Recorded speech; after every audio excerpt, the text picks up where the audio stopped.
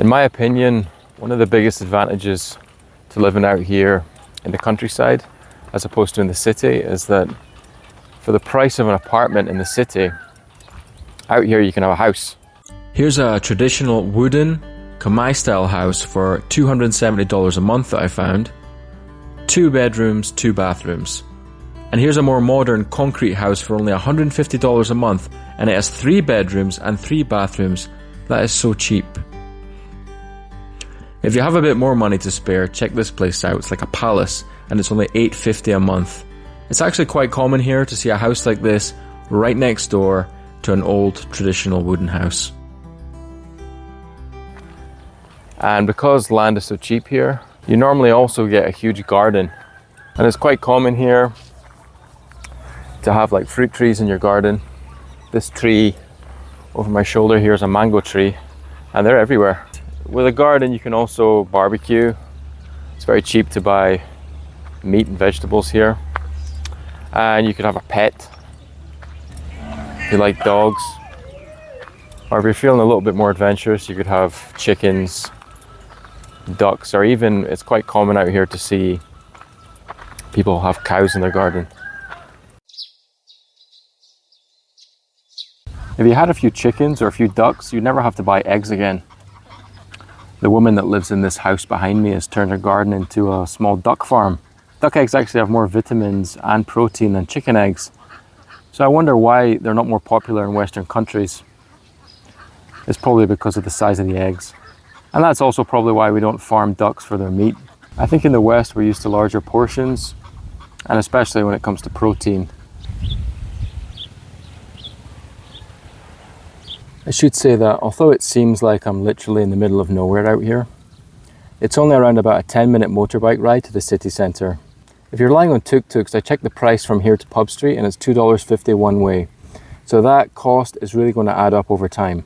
However, if you have your own motorbike, gas is so cheap that commuting from here to the city centre is really not that big a deal.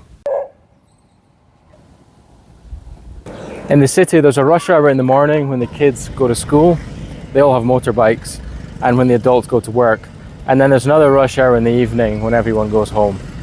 There's so little traffic out here in the countryside that it's hard to imagine that there's any rush hour at all. On the other hand, I have to say that the one traffic accident that I've seen since I've been living here was out in the countryside, and that was unfortunately a fatality involving a motorbike. You see, the difference between these country roads and the roads in the city centre is that in the city centre, the traffic is 90% scooters, and everyone is kind of driving pretty slow and pretty safe for the most part. Even the people driving cars are quite cautious because of the sheer number of people on scooters. But out here you've got enormous trucks speeding down the road that aren't necessarily looking out for people on scooters. There's also the issue of these dirt roads. They look cool in the dry season, but in the rainy season, this dirt is going to turn to thick mud. You might find in the rainy season that it's too difficult to use your scooter to get into the city from here. Tuk-tuks and trailers might also have problems accessing your house. You might find it difficult even just walking down the road if the rain's been particularly heavy.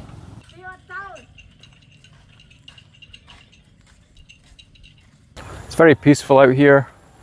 You don't get hassled all the time from tuk-tuk drivers or business owners trying to get you into their restaurant or whatever. But there's still a lot of noise.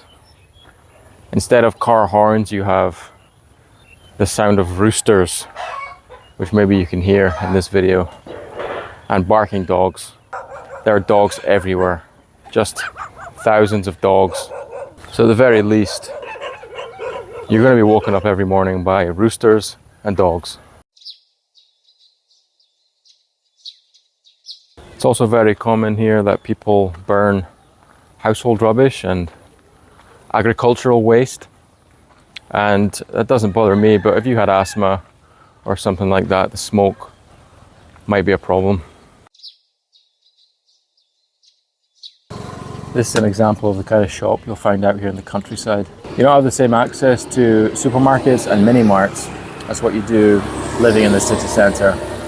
These guys sell all the essentials, but if you're used to the convenience of, for example, having a 7-Eleven on your street, then this is something you would have to get used to.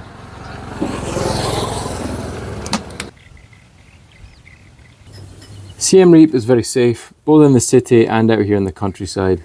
There are some dangers specific to the countryside that are probably worth mentioning. Food poisoning is a huge problem, not only in Cambodia, but in all of Southeast Asia. And although there's no official government statistics, it would seem that this is more common in the rural areas than it is in the city. Standards of hygiene may be different, they might lack refrigeration, and also the water that they're using to wash the vegetables with might not always come from the cleanest of sources. Methanol poisoning has been in the news recently because some backpackers were poisoned in Laos. That generally isn't a problem here in Cambodia. However, incidents of methanol poisoning do happen, and they usually happen in the rural areas from homemade alcohol such as rice wine. So if you're the kind of person that can't say no to a glass of homemade rice wine made in someone's bathtub, then that's something to think about. One of the biggest dangers in Cambodia is dengue fever. And although I couldn't find any official statistics to support this, it would seem to me that living in the city in a building where the mosquito population is controlled is probably safer than living out here in the countryside where there's no effort to control the mosquito population. There's a lot of stagnant water out here like this. This is a perfect breeding ground for mosquitoes. There are 65 species of snake native to Cambodia, and 17 of those are highly venomous. If you live out here for long enough, you're going to encounter some snakes. If you're lucky, it'll be something harmless like a water snake or a rat snake. But if you're not so lucky, you might wake up in the morning and a fully grown adult cobra has moved into your house.